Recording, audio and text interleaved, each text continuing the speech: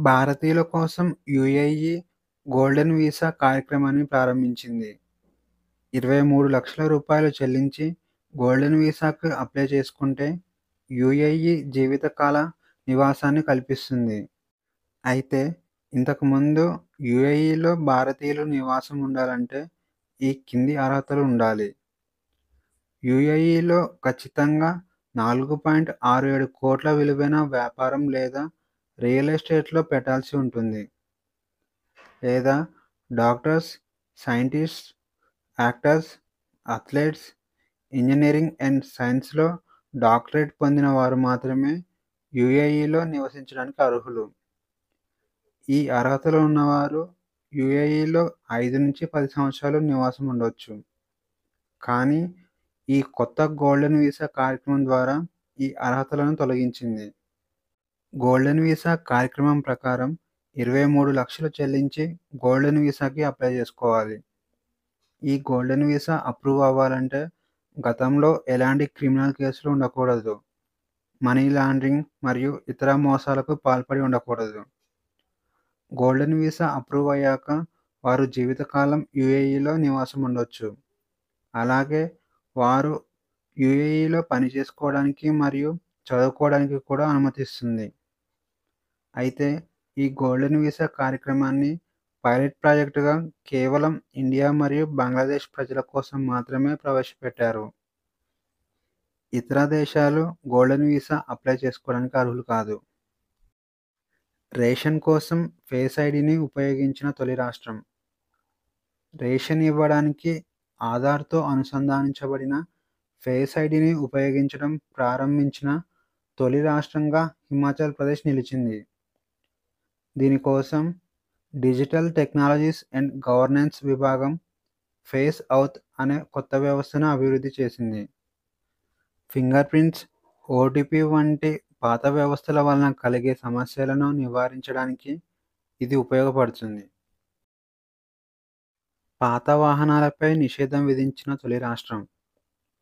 పెరుగుతున్న వాయు కాలుష్యాన్ని తగ్గించడానికి ఇటీవల ఢిల్లీ ప్రభుత్వం పాత వాహనాలపై ఇంధన నిషేధాన్ని విధించింది.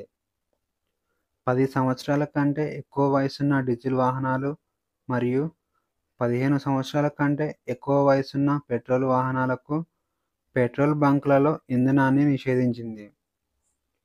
ఎయిర్ క్వాలిటీ మేనేజ్మెంట్ కమిషన్ చేసిన సిఫార్సుల మేరకు ఢిల్లీ ప్రభుత్వం ఈ నిర్ణయం తీసుకుంది. జూలై 1, 2025 నుంచి ఈ నిషేధం అమలు చేయబడింది. దీనికోసం ఢిల్లీ ప్రభుత్వం 498 పెట్రోల్ బంకులలో కెమెరాలు ఏర్పరిచింది. ఈ పెట్రోల్ బంక్‌కి వచ్చిన వాహనాల యొక్క నెంబర్ ప్లేట్లను స్కాన్ చేసి వాహన వయసును తనిఖీ చేస్తుంది. పాత వాహనం అని తేలితే అలారం మోగుతుంది. వారికి ఈ ఇంధనాన్ని నిషేధిస్తారు. వజ్రాల ఉత్పత్తి నివేదిక. 2024 సంవత్సరంలో జరిగిన వజ్రాల ఉత్పత్తి గురించి ఈ నివేదిక తెలుపుతుంది. ఇక ఈ నివేదికలో టాప్ 5 కంట్రీస్ వచ్చేసి 2024 సంవత్సరంలో రష్యా 37.3 మిలియన్ క్యారెట్ల వజ్రాలను ఉత్పత్తి చేసింది. ఇక ప్రపంచంలోనే వజ్రాలు ఉత్పత్తి చేసే అతిపెద్ద కంపెనీ అల్రోసా కంపెనీ కూడా రష్యాలోనే ఉండటం విశేషం. ఇక రష్యా తర్వాత బోత్స్వానా దేశం 2వ స్థానంలో ఉంది. బోత్స్వానా దేశం 2024 సంవత్సరంలో 28.2 మిలియన్ క్యారెట్స్ వజ్రాలు ఉత్పత్తి చేశారు. ఇక 3వ స్థానంలో కెనడా దేశం నిలిచింది. కెనడాలో 2024 సంవత్సరంలో 16 మిలియన్ క్యారెట్స్ వజ్రాలు ఉత్పత్తి చేశారు. ఇక కెనడా తర్వాత 4వ స్థానంలో డెమోక్రటిక్ రిపబ్లిక్ ఆఫ్ కాంగో దేశం నిలిచింది. 2024 సంవత్సరంలో ఈ దేశం 9.9 మిలియన్ క్యారెట్స్ వజ్రాలను ఉత్పత్తి చేశారు. ఇక 5వ స్థానంలో సౌత్ ఆఫ్రికా దేశం నిలిచింది. సౌత్ ఆఫ్రికా 2024 సంవత్సరంలో 9.7 మిలియన్ క్యారెట్స్ వజ్రాలు ఉత్పత్తి చేసింది. మోడీ అర్జెంటీనా పర్యటన ముఖ్యాంశాలు. మోడీ 5 దేశాల పర్యటనలో భాగంగా జూలై 4వ తేదీన అర్జెంటీనా దేశానికి చేరుకున్నారు. గత 57 సంవత్సరాలలో భారత ప్రధాని అర్జెంటీనా పర్యటన చేయడం ఇదే మొదటిసారి.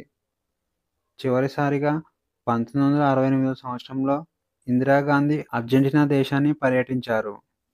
ఇక మోడీ ఈ పర్యటనలో భాగంగా వ్యవసాయం, మైనింగ్, పునరుత్పాదక ఇంధనం వంటి అంశాలపై అర్జెంటీనా అధ్యక్షుడు జేవియర్ మిలీతో చర్చలు జరిపారు. ఇక ఇండియా యొక్క గ్రీన్ ఎనర్జీ లక్ష్యాల సాధనకు అవసరమైన లిథియం సరఫరా చేస్తున్న అతి ముఖ్యమైన దేశంగా అర్జెంటీనా ఉంది. మోడీ బ్రెజిల్ దేశ పర్యటన దాదాపు 60 సంవత్సరాల తర్వాత భారత ప్రధాని తొలిసారిగా బ్రెజిల్ దేశాన్ని పర్యటించారు. ఈ పర్యటనలో భాగంగా బ్రెజిల్ దేశంతో రక్షణ, శక్తి, వాణిజ్యం, అంతరిక్షం, వ్యవసాయం, టెక్నాలజీ మరియు ఆరోగ్యం వంటి అంశాలపై చర్చలు జరిపారు. ఇక ఈరోజు క్వశ్చన్‌తోచ్చేస్తే జాతీయ మైనారిటీల కమిషన్ ఏ మంత్రిత్వ శాఖ ఆధ్వర్యంలో పనిచేస్తుంది? ఏ. హోం మంత్రిత్వ శాఖ, బి. ఆరోగ్య మరియు కుటుంబ సంక్షేమ మంత్రిత్వ శాఖ, సి. మైనారిటీ వ్యవహారాల మంత్రిత్వ శాఖ, డి. మహిళా మరియు శిశు అభివృద్ధి మంత్రిత్వ శాఖ.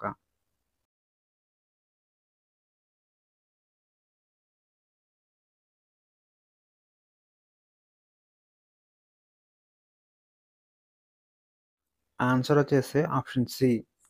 మైనారిటీ వ్యవహారాల మంత్రిత్వ శాఖ. యుఏఈ దేశం గోల్డెన్ వీసా కార్యక్రమాన్ని పైలట్ ప్రాజెక్టుగా ఏ 2 దేశాలకు అనుమతినిచ్చింది? ఏ. ఇండియా మరియు బంగ్లాదేశ్, బి. ఇండియా మరియు చైనా, సి.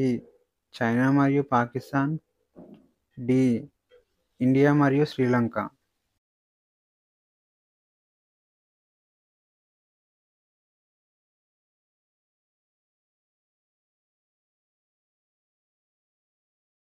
ఆన్సర్ వచ్చేసి ఆప్షన్ ఏ.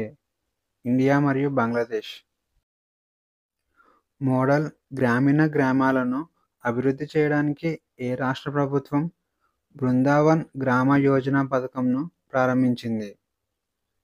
ఏ. Rajasthan, B. Madhya Pradesh, C. Uttar Pradesh, D. Gujarat.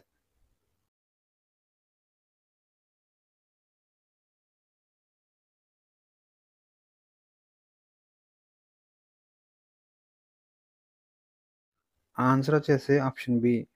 Madhya Pradesh. ఇటీవల వార్తల్లో కనిపించిన అరుదైన పెతియా దిబ్రూక్ గారెన్సిస్ అంటే ఏమిటి? ఏ. అరుదైన కప్ప, బి. అరుదైన పాము, సి. అరుదైన సీతాకోకచిలుక, డి. అరుదైన చేప.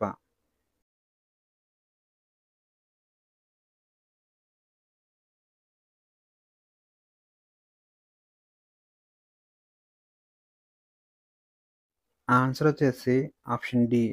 అరుదైన చేప.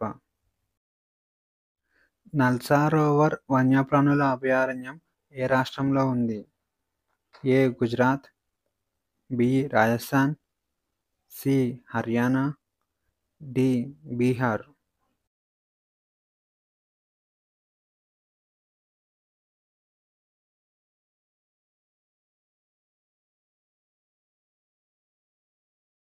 ఆన్సర్ వచ్చేసి ఆప్షన్ ఏ. గుజరాత్.